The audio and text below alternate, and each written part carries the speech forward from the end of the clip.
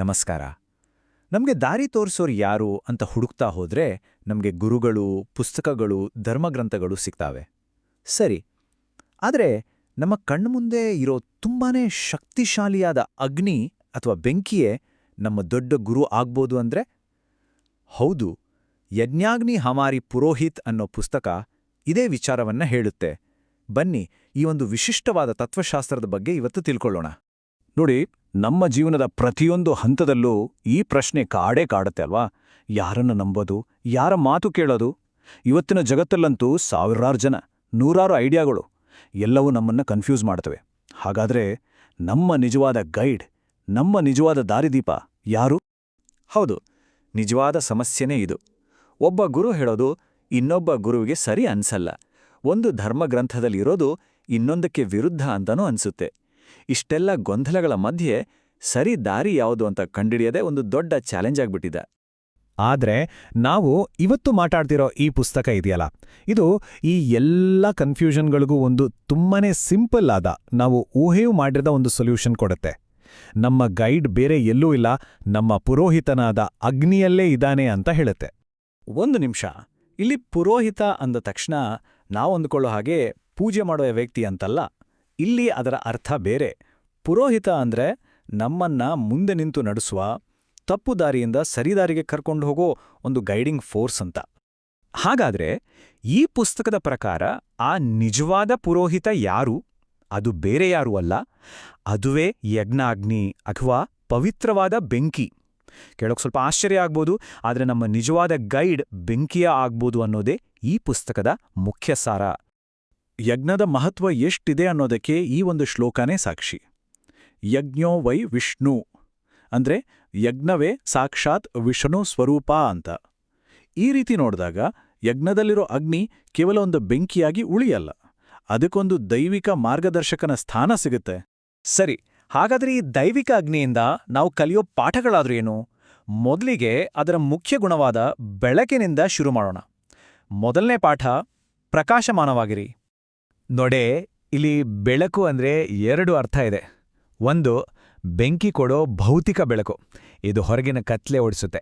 ಇನ್ನೊಂದು, ನಮ್ಮ ಒಳಗಿನ ಕತ್ಲೆ ಅಂದ್ರೆ ನಮ್ಮ ಅಜ್ಞಾನ, ಕನ್ಫ್ಯೂಷನ್ ಇದೆಯಲ್ಲ, ಅದನ್ನ ದೂರ ಮಾಡೋ ಜ್ಞಾನದ ಬೆಳಕು. ಇದು ಬರೀ ಪುಸ್ತಕದಲ್ಲಿ ಓದೋ ಜ್ಞಾನ ಅಲ್ಲ, ಇದು ಪ್ರಾಕ್ಟಿಕಲ್ ಜ್ಞಾನ. ಜೀವನದಲ್ಲಿ ಬರೋ ಸಮಸ್ಯೆಗಳನ್ನ ಫೇಸ್ ಮಾಡೋಕೆ, ನಮ್ಮ ತಲೆಯಲ್ಲಿರೋ ಗೊಂದಲಗಳನ್ನ ಕ್ಲಿಯರ್ ಮಾಡ್ಕೊಂಡು ಒಂದು ಸ್ಪಷ್ಟವಾದ ದಾರಿಯಲ್ಲಿ ನಡೆಯೋಕೆ ಬೇಕಾದ ವಿವೇಕದ ಬೆಳಕು ಇದು. ಜ್ಞಾನದ ಬೆಳಕು ದಾರಿ ತೋರಿಸುತ್ತೆ ಸರಿ, ಆದ್ರೆ ಆ ದಾರಿಲಿ ನಡೆಯೋಕೆ ಶಕ್ತಿ ಬೇಕಲ್ವಾ? ಆ ಶಕ್ತಿ ಸಿಗೋದು ಅಗ್ನಿಯ ಎರಡನೇ ಗುಣದಿಂದ, ಅದೇ ಅದರ ಉಷ್ಣತೆ ಅಥವಾ ಹೀಟ್. ಇದು ನಮಗೆ ಕಲಿಸೋ ಎರಡನೇ ಪಾಠ. ಯಾವಾಗಲೂ ಆಕ್ಟಿವ್ ಆಗಿರಿ, ಸಕ್ರಿಯರಾಗಿರಿ. ಬೆಂಕಿಯಿಂದ ಶಾಖ ಹೇಗೆ ಬರುತ್ತೆ? ಚಲನೆ, ಘರ್ಷಣೆಯಿಂದ ಅಲ್ವಾ? ಅದೇ ರೀತಿ ನಮ್ಮ ಜೀವನಕ್ಕೂ ಚೈತನ್ಯ ಬರೋದು ನಿರಂತರವಾಗಿ ಕೆಲಸ ಮಾಡೋದ್ರಿಂದ. ಅಗ್ನಿ ನಮಗೆ ಕಲಿಸೋ ಪಾಠದಲ್ಲಿ ಸೋಮಾರಿತನಕ್ಕೆ ಜಾಗನೇ ಇಲ್ಲ. ಈ ಪುಸ್ತಕದಲ್ಲಿ ಒಂದು ಅದ್ಭುತವಾದ ಕಥೆ ಇದೆ. ಒಬ್ಬ ಕ್ಷೌರಿಕನ ಕತ್ತಿಯ ಕಥೆ.